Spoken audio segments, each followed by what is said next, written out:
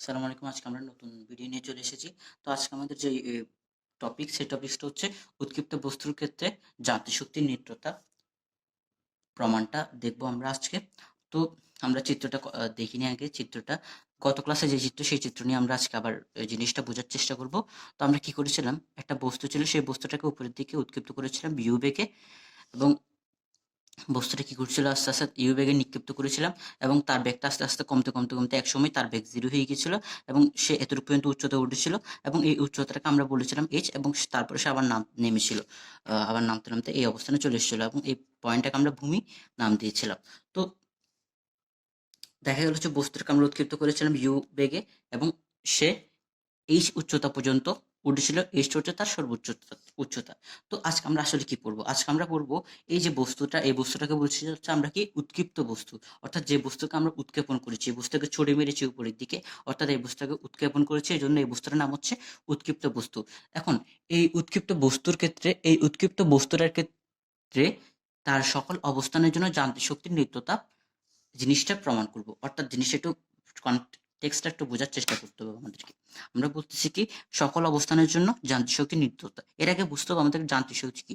আমরা আগে জানি যান্ত্রিক শক্তি বলতে দুই ধরনের শক্তির যোগফলকে বোঝায়, একটা হচ্ছে গতিশক্তি, আর একটা হচ্ছে বিভব শক্তি। অর্থাৎ আমরা জানি যান্ত্রিক শক্তি বলতে গতিশক্তি এবং বিভব শক্তির যোগফলকে মূলত যান্ত্রিক শক্তি বলে। এখন এই বস্তুটাকে উৎক্ষেপণ করেছি, সে এতটুকু উঠেছে আবার নেমেছে। তো এই বস্তুটার যে অবস্থান, সেই অবস্থানগুলো হচ্ছে এই পয়েন্টগুলো, এখান থেকে এখানে মধ্যে যে পয়েন্টগুলো, সেই পয়েন্টগুলো সে অবস্থান করতেছিল। এবং গত ক্লাসে আমরা দেখেছিলাম কি, প্রত্যেকটা পয়েন্টে, অর্থাৎ এখান থেকে এখান পর্যন্ত প্রত্যেকটা পয়েন্টে বস্তুটার একটা গতিশক্তি এক্সিস্ট করে এবং একটা বিভব শক্তি এক্সিস্ট করে। তার মানে আমরা যদি চিন্তা করি, এই পয়েন্টটা, এই বস্তুটার একটা গতিশক্তি রয়েছে, একটা বিভব শক্তি রয়েছে। আবার এই পয়েন্টটার কথা যদি চিন্তা করি, এই পয়েন্টে বস্তুটার আর একটা গতিশক্তি রয়েছে, আর একটা বিভব শক্তি রয়েছে। তার মানে আমরা বলতে পারি না এই পয়েন্টটায় আসলে তার গতিশক্তি এবং বিভব শক্তি দুটোটা এক্সিস্ট করতেছে, মানে এই পয়েন্টটা আসলে তার একটা যান্ত্রিক শক্তি রয়েছে। অর্থাৎ এই পয়েন্টটার যে গতিশক্তি এবং বিভব শক্তি, তার যোগফল হচ্ছে এই পয়েন্টটার বিভব শক্তি। তার মানে আমরা যান্ত্রিক শক্তি। তো আমরা বলতে পারি আসলে কি, এই পয়েন্টটাকে যদি আমরা নাম দিই এ পয়েন্ট বা বি পয়েন্ট নাম দিলাম, তো এর যে যান্ত্রিক শক্তি, তাকে যদি ই অফ বি দ্বারা প্রকাশ করি, তার মানে ই অফ বি হবে এই পয়েন্টে বস্তুর গতিশক্তি, অর্থাৎ ই কে অফ বি, প্লাস এই পয়েন্টে বস্তুর যে বিভব শক্তি, সেটা ইপি অফ বি। এটা হচ্ছে এই পয়েন্টের বিভব শক্তি। বিভব শক্তি এবং গতিশক্তির যোগফল হচ্ছে এই পয়েন্টের যে যান্ত্রিক শক্তি, সেটা। এখন আমাকে বলা হচ্ছে কি, এই যে বস্তুটার প্রত্যেকটা অবস্থানের ক্ষেত্রে এই যে যান্ত্রিক শক্তিটার মান, সেই যান্ত্রিক শক্তিটার মান সমান টাইপের। অর্থাৎ এই পয়েন্টটায় যে যান্ত্রিক শক্তি পাবো, এই পয়েন্টে যে যান্ত্রিক শক্তি পাবো, এই পয়েন্টে যে যান্ত্রিক শক্তি পাবো, অর্থাৎ প্রত্যেকটা পয়েন্টে যে যান্ত্রিক শক্তি পাবো, সেই মানটা আসলে একটা সমান হবে। প্রত্যেকটা পয়েন্টে গতিশক্তি এবং বিভব শক্তি ভিন্ন হতে পারে, কিন্তু তাদের যে যোগফল, সেই যোগফলটা অবশ্যই একই হতে হবে। অর্থাৎ তাদের যে যান্ত্রিক শক্তির মানটা, সেই যান্ত্রিক শক্তির মানটা একই হতে হবে। ওই জিনিসটা আজকে আমরা প্রমাণ করবো, কিভাবে হয় আসলে জিনিসটা প্রমাণ করবো। ঠিক আছে? তো এই জন্য আমরা কি করলাম, আর একটা চিত্র আঁকি। তো বস্তুটা এখান থেকে যাত্রা শুরু করেছিল, তাকে উৎক্ষেপণ করা হয়েছিল ইউ বেগে। আমরা সিনারিওটা আবার বোঝার চেষ্টা করি। অ্যাম্বরের একটা বস্তু, অ্যাম্বরের বস্তু, এই বস্তুটাকে ইউ বেগে নিক্ষিপ্ত করা হয়েছিল। তা আমরা দেখেছিলাম ইউ হচ্ছে তার সর্বোচ্চ বেগ, এবং বস্তুটা বেগ আস্তে আস্তে কমতে কমতে কমতে একসময় জিরো হয়ে গিয়েছিল, এবং বস্তুটা আসলে এতটুকু উচ্চতা পর্যন্ত উঠেছে। তো এটা হচ্ছে তার সর্বোচ্চ উচ্চতা, এবং এই যে মান, এই মানটাকে, সর্বোচ্চ উচ্চতাকে আমরা ক্যাপিটাল এইচ দ্বারা প্রকাশ করলাম। তো এরপরে বস্তুটা আবার নামতে নামতে এই জায়গায় চলে এসেছিল। তো আমরা চাচ্ছি আমরা চাচ্ছি এই বস্তুটার প্রত্যেকটা পয়েন্টে যে যান্ত্রিক শক্তি রয়েছে, সেই যান্ত্রিক শক্তি সমান হবে, ওই জিনিসটা প্রমাণ করার জন্য। তো আমরা তার প্রত্যেকটা পয়েন্টের আলাদা আলাদা করে বের করতে পারবো না, এজন্য আমরা জাস্ট ৩টা পয়েন্ট ধরে নিব। ৩টা পয়েন্টে আমরা দেখাবো আসলে ৩টা পয়েন্টের যান্ত্রিক শক্তিটা একই, এবং এরপর আমরা জাস্ট একটা কনক্লুশন করবো যে এই প্রত্যেকটা পয়েন্টের ক্ষেত্রে বস্তুটার আসলে যান্ত্রিক শক্তিটা একই হবে। তো আমাদের কাজ হচ্ছে আসলে ৩টা পয়েন্ট সিলেক্ট করা, এবং ওই ৩টা পয়েন্টের যে যান্ত্রিক শক্তিটা, সেই যান্ত্রিক শক্তিটা একই, ওই জিনিসটা প্রমাণ করা, ওইটা হচ্ছে আমাদের মূল কাজ। তো আমরা ৩টা পয়েন্ট সিলেক্ট করি। একটা হচ্ছে বস্তুর যে আদি অবস্থান, এটা, এটাকে আমরা নাম দিলাম এ পয়েন্ট, এবং এইটা যে পয়েন্ট, সর্বোচ্চ উচ্চতা, অর্থাৎ লাস্ট যে অবস্থানটা, সেই পয়েন্টটাকে আমরা নাম দিলাম সি পয়েন্ট। এবং মাঝখানে এবং সি এর মাঝখানে যে কোনো একটা পয়েন্ট সিলেক্ট করলাম, এই পয়েন্টটাকে আমরা বি সিলেক্ট করলাম। এবং আরেকটা জিনিস বলে দেওয়া উচিত, বি যে পয়েন্টটা রয়েছে, এই বি পয়েন্টটা ভূমি থেকে x মিটার উচ্চতায় অবস্থিত। এখন আমাকে যে জিনিসটা প্রমাণ করতে হবে সেটা হচ্ছে এ পয়েন্টের যান্ত্রিক শক্তি, বি পয়েন্টের যান্ত্রিক শক্তি এবং সি পয়েন্টের যে যান্ত্রিক শক্তি সেই যান্ত্রিক শক্তির মানটা একই হবে। অর্থাৎ আমাকে প্রমাণ করতে হবে আসলে ই এ সমান ই বি সমান ইসি, এই জিনিসটা আসলে প্রমাণ করতে হবে। তো কিভাবে প্রমাণ করা যায় দেখি। তো এর আগে আমরা আসলে প্রথমে এ এবং সি এই দুইটা জিনিস নিয়ে কাজ করব, অর্থাৎ এ পয়েন্ট এবং সি পয়েন্টের যে যান্ত্রিক শক্তি সেই যান্ত্রিক শক্তিটা একই, ওই জিনিসটা প্রমাণ করব। তো এই যে এ পয়েন্ট, আমরা যে চিত্রটা আরেকবার আঁকি, এটা হচ্ছে আমার এ পয়েন্ট আর এটা হচ্ছে সি পয়েন্ট। তো এটা হচ্ছে তার স্টার্টিং, এখান থেকে আমরা ইউ বেগে তাকে নিক্ষিপ্ত করেছি, উৎক্ষিপ্ত করে তাকে নিক্ষেপণ করেছি ইউ বেগে। তো আমরা দেখেছিলাম কি, গত ক্লাসে দেখেছি এই পয়েন্টে তার যে গতিশক্তিটা সেই গতিশক্তি হয় half of M U square, এবং তার যে বিভব শক্তি সেই বিভব শক্তিটা আসলে শূন্য হয়, যেহেতু এখানে এক্স বা এইচ যেটাই বলে লেখা হলো জিরো, তো এই জায়গায় বস্তুটা বিভব শক্তি শূন্য হয়। তার মানে এই জায়গায় আমরা দেখেছিলাম কি তার যে গতিশক্তিটা সেই গতিশক্তি সবচেয়ে বেশি থাকে এম ইউ স্কোয়ার, এবং তার বিভব শক্তি সবচেয়ে কম থাকে জিরো। এবং তার মানে এই যে এ পয়েন্ট, এই এ পয়েন্টে তার যে যান্ত্রিক শক্তি সেই যান্ত্রিক শক্তি হবে half of M U square plus zero, অর্থাৎ half of M U square. এটা হবে এ পয়েন্টের যান্ত্রিক শক্তি। আবার যদি সি পয়েন্টের কথা চিন্তা করি, সি পয়েন্টে দেখেছিলাম বস্তুর বেগ জিরো হয়ে যায়, তার মানে তার যে গতিশক্তি ই কে অফ সি সেটা আসলে শূন্য হয়ে যায়। কিন্তু বস্তুর সবচেয়ে সর্বাধিক উচ্চতা অবস্থান করে, এই উচ্চতা অবস্থান করে, এবং যার কারণে তার যে বিভব শক্তি সেই বিভব শক্তিটা সবচেয়ে বেশি হয়, এবং এই বিভব শক্তিটা হচ্ছে এম জি এইচ। তার মানে সি পয়েন্টের ক্ষেত্রে যদি আমরা চিন্তা করি ই অফ সি, তার যে গতিশক্তি যোগ বিভব শক্তি, গতিশক্তি হচ্ছে তার শূন্য আর বিভব শক্তি হচ্ছে এম জি এইচ, তার মানে টোটাল যে উচ্চতা সেই টোটাল যে যান্ত্রিক শক্তি সেই যান্ত্রিক শক্তি হবে এম জি এইচ। তার মানে আমরা দেখতে পাচ্ছি কি আসলে এ পয়েন্টের যে যান্ত্রিক শক্তি সেটা হচ্ছে half of M U square, C পয়েন্টের যে যান্ত্রিক শক্তি সেই যান্ত্রিক শক্তিটা এম জি এইচ। এখন আমাকে বলতেছে আসলে উৎক্ষিপ্ত বস্তুর ক্ষেত্রে প্রত্যেকটা পয়েন্টে যান্ত্রিক শক্তি সেম হবে, অর্থাৎ কথা অনুযায়ী আসলে ই অফ এ এবং ই অফ সি সেম হওয়ার কথা। তো এখন ই অফ এ এবং ই অফ সি যদি সেম হতে হয়, তাহলে আমাকে প্রমাণ করতে হবে কি আসলে এই দুইটা যদি সমান হয় তার মানে কিন্তু তারা ই অফ এ এবং ই অফ সি সমান হবে।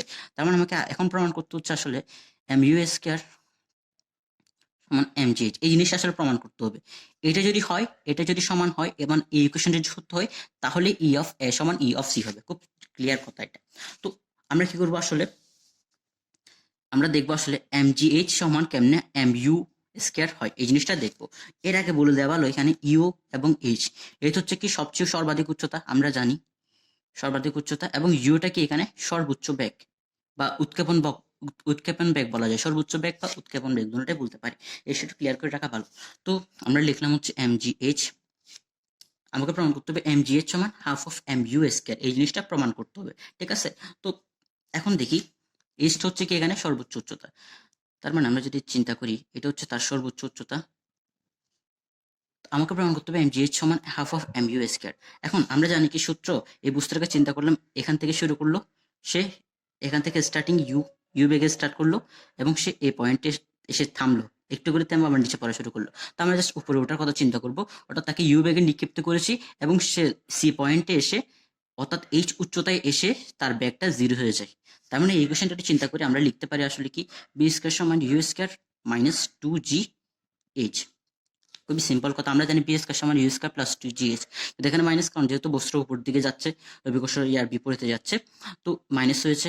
এখন ইউ হচ্ছে তাকে যে বেগে নিক্ষিপ্ত করা হয়েছে ওই ব্যাগটা, এইচ হচ্ছে সে এইচ উচ্চতায় গিয়েছে, এখন বি হচ্ছে তার শেষ বেগ। এখন যেহেতু সর্বোচ্চ উচ্চতায় আমরা জানি তার যে শেষ বেগটা সে শেষ বেগটা জিরো, কেন? কারণ সর্বোচ্চ উচ্চতায় গিয়ে সে আর উপরে যায় না, একটু করে স্তরে আবার নিচে ফিরে আসে, তার মানে তার যে সর্বোচ্চতাতে তার যে শেষ বেগটা আসলে জিরো হয়, যার কারণে আমরা আসলে লিখতে পারি বি সমান জিরো।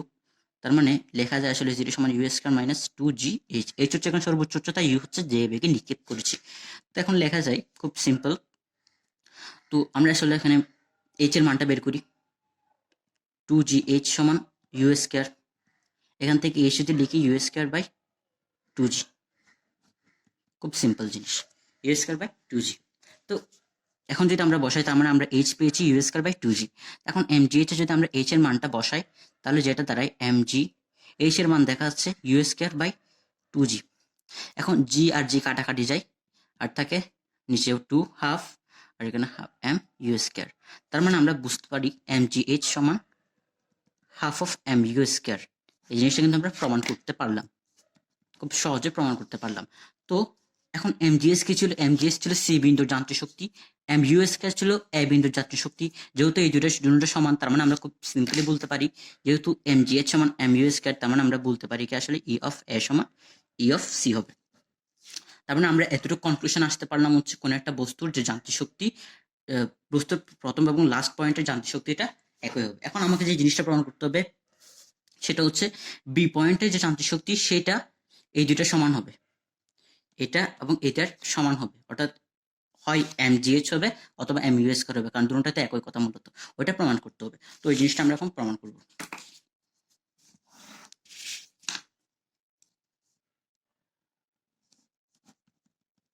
এটা হচ্ছে আদি অবস্থান, তো এটা সি পয়েন্ট, এটা এ পয়েন্ট, আর এটা হচ্ছে আমার বি পয়েন্ট। আমরা ধরে নিয়েছিলাম হচ্ছে বস্তুটা এখান থেকে এক্স উচ্চতায় অবস্থান করে। তো বস্তুটা কি করবে, এই জায়গা থেকে সে প্রথমত এই জায়গা এই পয়েন্টে পৌঁছালো। তো এই পয়েন্টে পৌঁছালে তার একটা গতিশক্তি থাকবে ইকে অফ বি, আর একটা থাকবে হচ্ছে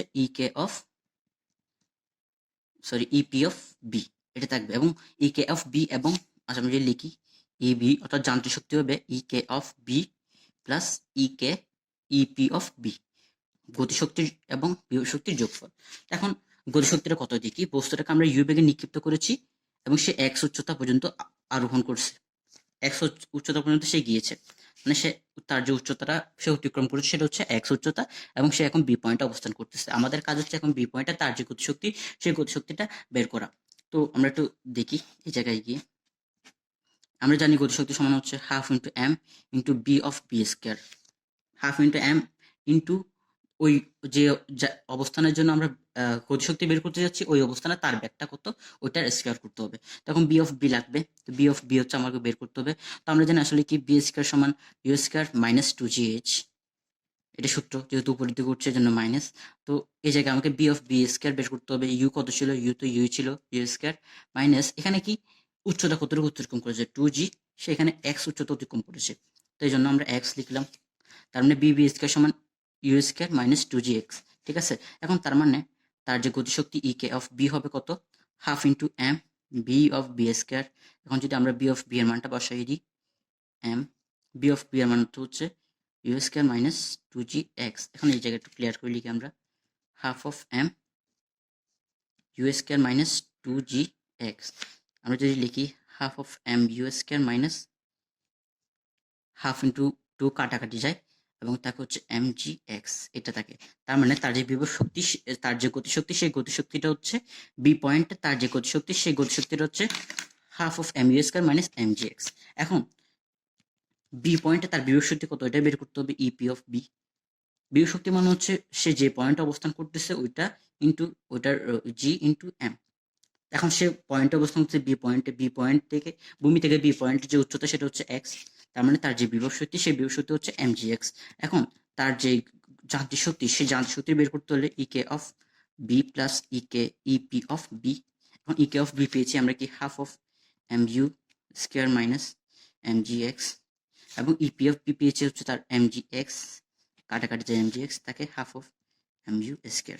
এখন দেখি এই half of M U square আসলে কি ছিল, half of M U square ছিল আমার ই অফ এ ছিল, তার মানে আমরা লিখতে পারি আবার, সুতরাং ইসি সমান ই অফ এ। আবার দেখতে পারি ই অফ এ ছিল আসলে ই অফ সি, সরি এটা বি হবে, ই অফ বি সমান ই অফ এ সমান ই অফ সি। তারপরে আমরা টোটাল তিনটা পয়েন্ট নিয়ে আলোচনা করেছিলাম।